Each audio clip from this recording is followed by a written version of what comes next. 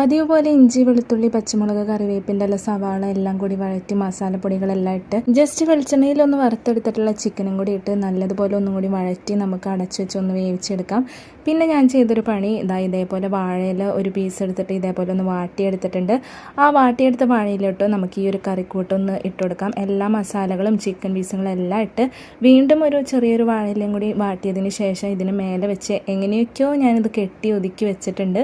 എന്നിട്ടൊരു മൺചട്ടിയിലോട്ട് കുറച്ച് വെളിച്ചെണ്ണ ഒഴിച്ച് ചൂടായി കഴിയുമ്പോൾ ഈ ഒരു കിഴി വയ്ക്കുക. എന്നിട്ട് ഇതേപോലെ ഒന്ന് അടച്ച് ഒരു ഭാഗം മുരിഞ്ഞ് വരുമ്പോൾ മറച്ചിട്ട് കൊടുക്കുക. വീണ്ടും അടച്ചു വെച്ച് രണ്ട് ഭാഗം നല്ലപോലെ ഒന്ന് മൊരിയിച്ചെടുക്കുക. അപ്പോൾ ഇത്രയുള്ള നമ്മുടെ കിഴി ചിക്കൻ ഇവിടെ റെഡി ആയിട്ടുണ്ട്.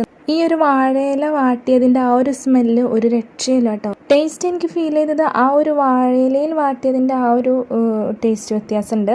അല്ലാതെ സാധാ ഒരു ചിക്കൻ ഫ്രൈ ഉണ്ടാക്കിയ പോലെ തന്നെയാണ് എനിക്ക് തോന്നിയത്. എന്തായാലും സംഭവം അടിപൊളിയാണ്. ട്രൈ ചെയ്ത് നോക്കാം കേട്ടോ. താങ്ക്